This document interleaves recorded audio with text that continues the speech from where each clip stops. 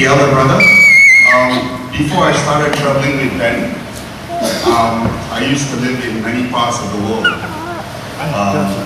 mostly in Asia. And then I moved over to Europe. I lived in Europe for a bit.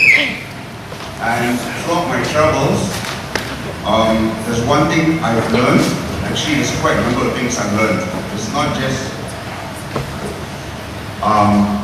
traveling to go and see and learn about other people. You tend to also learn about yourself, because you tend to see the real parts of you when you're put and exposed to situations that you never think you will go through when you're actually in your own country, with your friends and your family. Because when you're at home with your friends and your family, you're like in a safety net. You know, there are people who love you no matter what. No matter what mistakes you make, no matter what situations you're in, no matter what kind of failures you go through, how many times you fall, they pick you up, they're there by you all the time. So it's a safety net. And then when you leave all of this and you start traveling on your own to countries that sometimes you can't even pronounce some of the names, into some of the islands like that, you go there and everything is just new. Yeah, I mean, we have TV at home too. Yeah, we watch a lot of Discovery Channel about other countries and stuff like that. But when you're actually there, sometimes fear tends to creep in.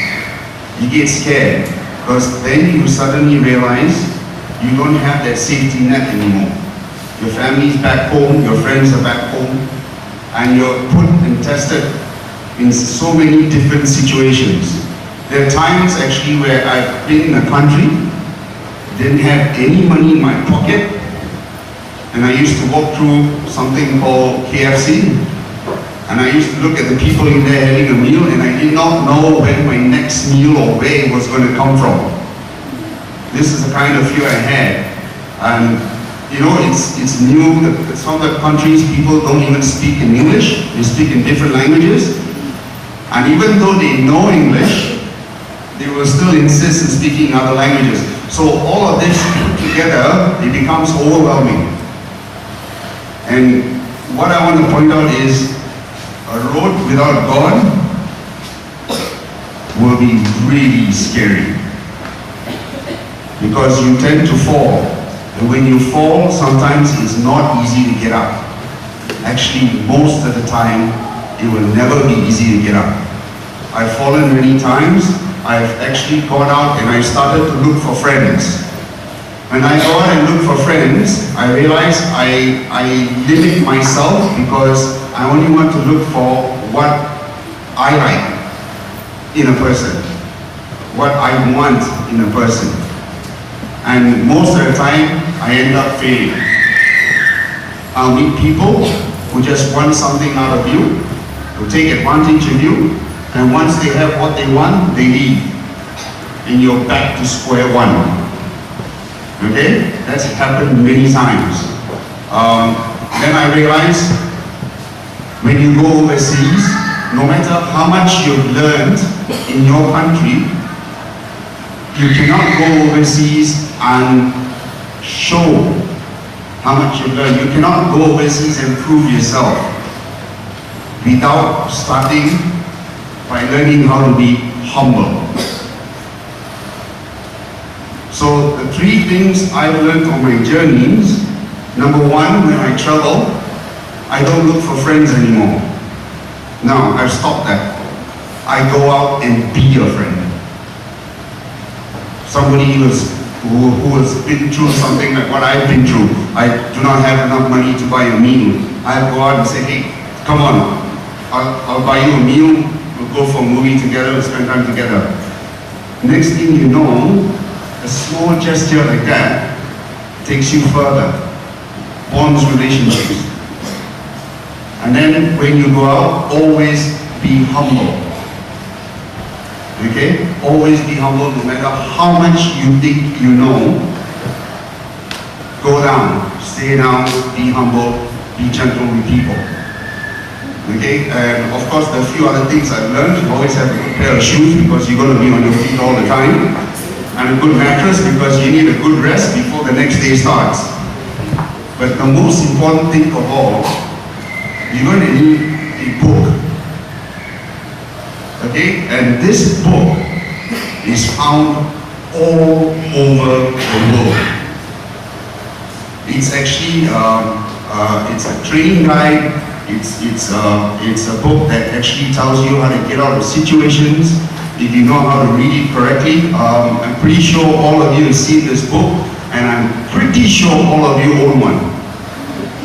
Yeah, how many of you know what book I'm talking about? Yeah? What is it? The Bible. Yes. Without that book,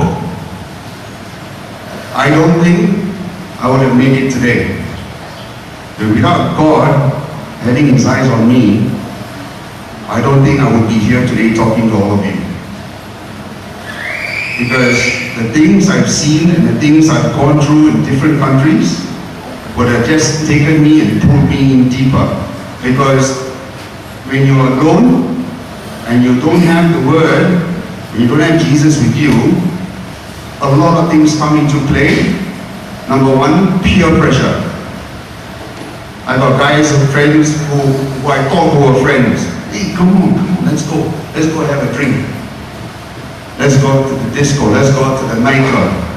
Let's go release. We work very hard maybe I went work in a farm.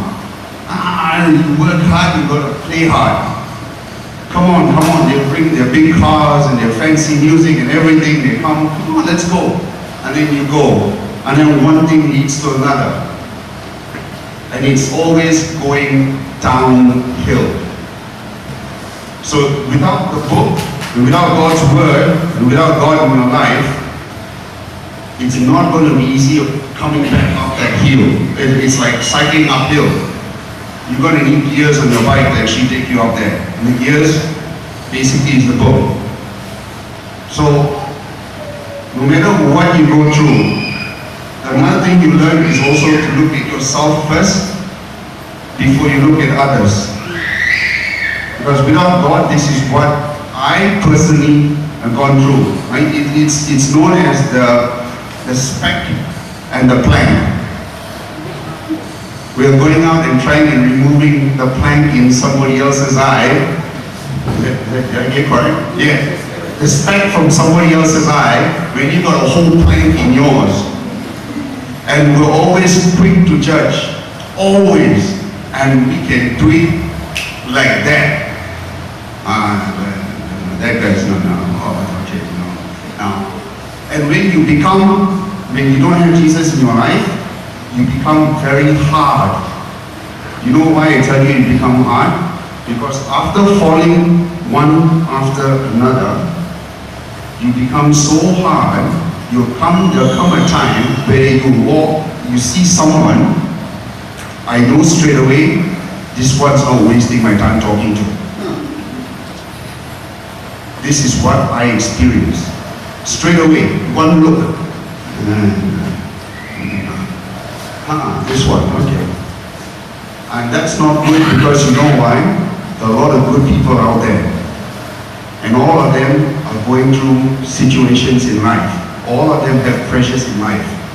All of them even may have it worse than you do. You don't know. He's having a bad day, he's screaming and yelling, but you do not know what happened before he came in front of you. He could have lost his job. His girlfriend would have left him, or everything. A lot of things would have happened. But then again, we are standing here. Who is this guy think he is? Shouting and go over. So that's why I said, whatever you do, always remember, number one, read the Word. Number two, if possible, get Wi-Fi connected to God. Okay? No cables required. Wi-Fi all the way. Okay? And if you can, do it every day. Trust me, it's worth it. Okay? That's all I wanted to say. Thank you so much.